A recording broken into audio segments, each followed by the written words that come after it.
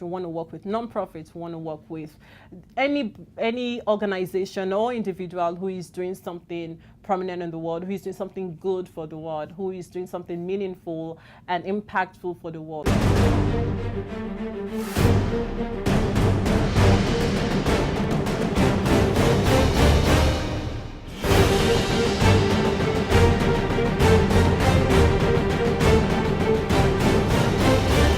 Hello, this is Marco Rock.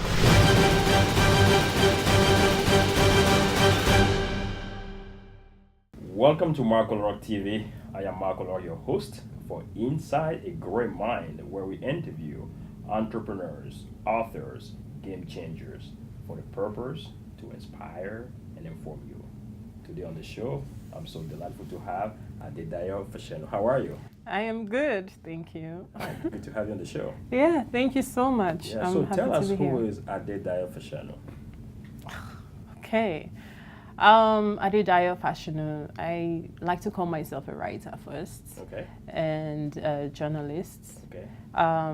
Currently, I'm working on building a platform, so I also refer to myself as a media entrepreneur. Media entrepreneurs. You don't hear that very often, though. You don't? No, I mean, you hear about entrepreneur, be social entrepreneur, but you don't usually hear about media entrepreneur. I guess I would say I arrived at the term media entrepreneur because I've been more independent journalist. So I don't really have any background or training in journalism per se. So I went to school, studied psychology, minored in chemistry. I worked in clinical lab for a while. So for me to arrive in journalism is really wild. Yeah. And so working independently really has opened a lot of doors for me, and so I'm not really your traditional journalist. Okay. And so from there I've evolved to, building my own platform, which basically leads me to being an entrepreneur. So, and it's in media, so media entrepreneur. That's there you amazing. go. So what really inspired you, to take that journey to be a media entrepreneur or covering story, writing, all this kind of stuff? It's interesting you say that. My first project was in, I was working on a coffee table book called The Art of Being Alive. Art of Being Alive. The Art of Being Alive. And so from my background in psychology, I have a deep background in mental health. So I worked in mental health outpatient clinic for over 5 years. And so I was seeing clients one-on-one with a treatment team, and a lot of my clients were suffering from things like depression, anxiety, schizophrenia, and other mental health disorders.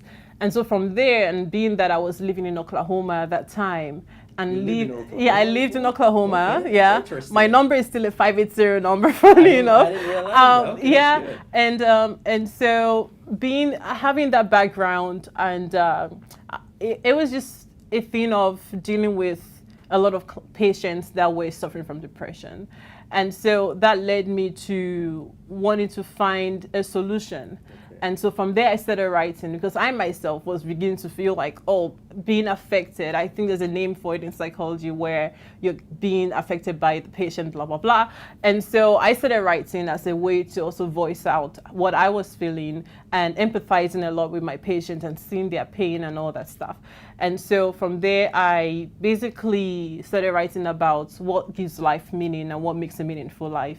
And so from wanting to do that, it led me to the term, The Art of Being Alive, which there's a platform called Rebel Society, and it's a group of maladjusted and misfits who also voice out their passions and stuff like that. And so that was how come I started writing. So I started writing about The Art of Being Alive. Then Ariana Huffington saw my work and invited me to be a contributor on the Huffington Post. And from there, and I took interest in a lot of storytelling and seeing how young people are being affected by social issues. So from talking to a lot of young people and asking the question, what makes you feel alive? What inspires you? I got to really get into the mind side of people. And so the long story short, basically to answer your question about what inspires me is really being a voice for young people and really understanding the trajectories or the pathway that and the struggles, the social struggles and social anxieties that young people face and how their voices can be heard. And so a lot of my stories are focused on millennials and a lot of millennials today, we see ourselves as change makers. And so it goes back to that. So my platform and a lot of my writing has been telling the stories of young people, telling the stories of millennials, telling the stories of how, what they're doing to effect change and how they're also doing things to give life meaning. And so when I hear other people's stories about how they're changing the world, I get so inspired, and I'm very excited to always, jump at the opportunity to tell people's stories. And that leads me to why I'm starting my platform going forward. I'm kind of into how you're so passionate about it. Yeah. What you're talking about. So you don't just rap it, also interview people on your platform called TANTV. Yeah. So, there's something called confidence. Mm-hmm. Not a lot of people have the confidence, to go, to people and interview them. Yeah. So what message you have for people who struggle with confidence? How can they find that confidence? What have helped you when you start? Really, how do they define courage? It's like even in the face of fear, you do it in spite of fear. And so there is the quote that gets me by Maya Angelou that, there was in one of her poems where she said, even with the fear, she still pushed forward. So a lot of us go through fear, and instead of it being a stumbling block, I see myself that each time I'm able to do an interview with a top personality or whoever it is, the fear is still there, but you still do it anyway. You still do it, and you build confidence over time. So it's not just, sometimes I'll always say, like, confidence, does it come from when you have wins or when you have successes? Is that when you think you're more confident? But then what happens when you don't have the kind of, success that you wanted to get? The point is you keep trying and you keep going forward. And the more you keep pushing, the more confident you will get, whether you have a failure at some point or you have success. So it doesn't really matter if the point is don't stop. Don't stop. So just keep going at it. So if you try to interview and you have cold feet or in anything you're doing, really, if you just keep pushing and you keep doing what you're doing, just stay consistent on your path, then you will figure out that, even the person you're interviewing to is afraid of, has some fear in them of, what do I say and all that stuff. So I think in anything, it doesn't matter if you're in the path of journalism or if you want to interview someone or anything you're doing at all. I believe that once you keep at what you're doing and you have a love and deep passion for what you're doing, it doesn't matter what comes your way. You just keep doing what you're doing. Yeah. So I've seen you've been to the White House, at the UN, with President Macron, those people. So who was the most favorite people that you have interviewed and why? So 2017, the World Organization Scout Movement had their conference, the 41st conference in Baku, Azerbaijan. And I was so honored to be invited by Hamad Al-Landawi to travel with them to Baku. And while I was there, I got to interview the ex-president of Tanzania, Kikwete, His Excellency Kikwete. And it was very fascinating to interview him. That's the first, I would say, president or, ex or current president that I got a chance to interview. And that was quite exciting to get his opinion on how his administration was helping the young people in Tanzania. And him being involved with the Scout at that time was a keynote speaker for that conference. And him being involved with the Scout really showed his commitment to being there for young people and being wanting to provide avenues and policies and just even outside of policies, just being somebody who is for the youth. And that was very interesting. And of course, Hamad Al-Landawi is a very fascinating person as well, being the first UN envoy on youth and also the Secretary General of the World Organization Scout Movement currently. I think his position as a young person and being really a voice and being out there and paving the way for other young people, inspiring thousands and millions of young people around the world. I think he's a very fascinating person that I got a chance to interview on different occasions as well. And I also have interviewed it's a young king from Nigeria, the Oni of Ile-Ife, and I got to interview him and sometimes I think in 2016, and he's also for the youth, and so he's building a lot of the the things he's doing is carving space for young Nigerians and really Africans in the diaspora as well, trying to say, okay, you go back home and, impact other people who have opportunities like yourself. And he's creating a lot of foundations that supports the youth, like the Oduduwa Foundation. And he's really been a big pioneer, and I was really honored to sit with him for that interview. So now that you were interview those big names, do those. What is the vision of TANTV? Where are you taking it? Really, the vision of TANTV is to be known around the world as the #1 social impact and social good news platform. When I go to places like the UN or the World Bank or the White House, I don't really see a lot of media there, in the sense of media covering stories pertaining to youth, covering stories pertaining to social impact or change making. Mostly, I think for TANTV, we really want to carve out a niche to say, we're here, when we cover fashion, we want to cover it from an ethical or conscious point of view. So I'm hoping to really be at New York Fashion Week next year, and TANTV is hoping to cover the designers who are basically, who call themselves conscious designers, right? Who are aware of the sustainability impacts of fashion and who also are aware of the ethical impacts that fashion, the role, of fashion in there. And so that's an example of how we want to approach. We want to work with nonprofits. We want to work with any organization or individual who is doing something prominent in the world, who is doing something good for the world, who is doing something meaningful and impactful for the world. So we want to be that platform that covers that. And that's really where our niche is carved.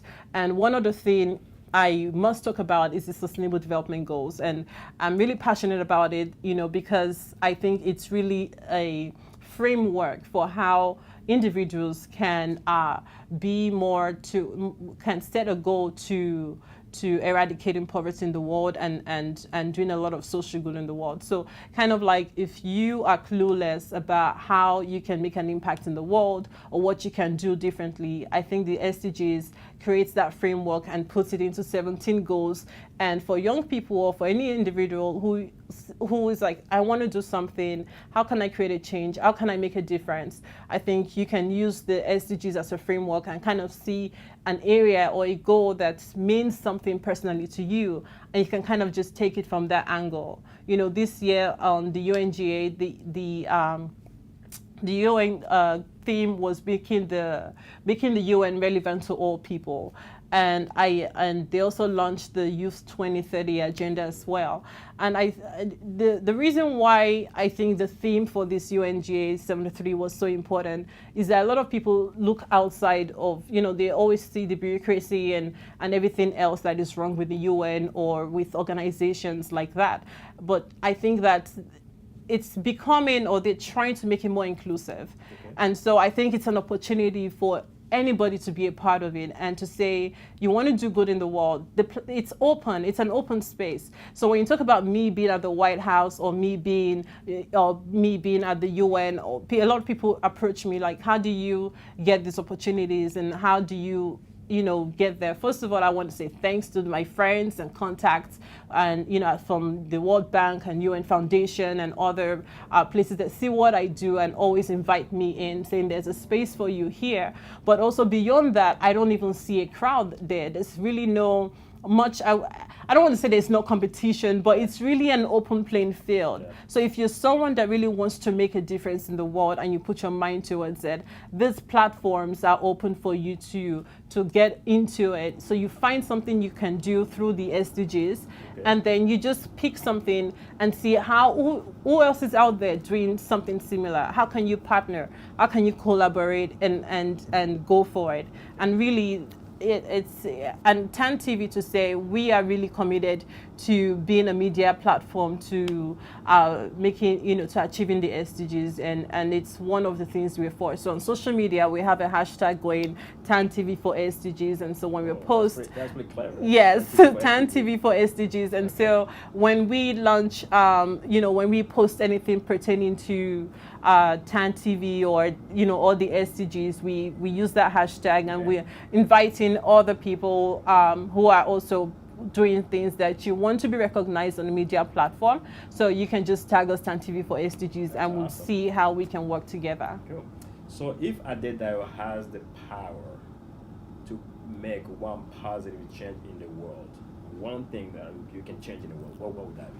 I'd say big. Just one thing. One thing I can change in the world. Yeah. Honestly, yesterday was tough for me because there's a story that came out, and I guess by the time you publish this, it won't be yesterday anymore. But there was a story that came out recently about a foundation that I wouldn't mention the name because I like the person behind that foundation and what she's doing. But the story came out about how there was they were aiming to help girls get an education in Liberia, and from them trying to do that, the organization became a playground for sexual assault and all that stuff like that. And so the article came out in Time magazine, and I was really distraught when I read that article because the Me Too movement has been very prominent, and when you talk about sexual assault or things like that, it's a big issue. It's a big issue that can't be overlooked when you talk about women's rights. It's or even young girls having the right to their bodies and having the right to education, just basic human rights. I don't think anybody should be cheated from that. And so if there's one thing I really would want to speak against, I think it's that women and young girls, have a right to their sexual, but to themselves as sexual beings, and should not be, humiliated in any way. And so I think that when you see something that is not right, you have a right to say something. And when you look at the case of from the Hollywood, to these cases of, prominent people who have gone years and never were, nobody said anything about what they were doing. It became a norm.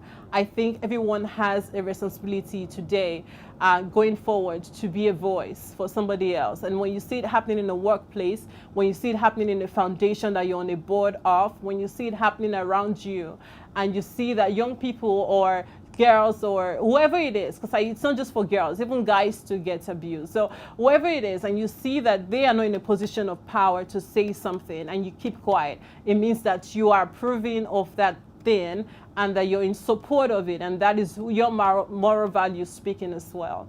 And so if there's anything to speak against, I think it's that okay. You see something, you say something, and that don't it's just basic human rights. I think everyone has something that's called dignity, that nobody should take from you. And I'm very passionate about that issue going forward, because I've read a lot of stories of people being abused, and I'm seeing it so rampant today, the Me Too movement. I mean, it's just beyond me.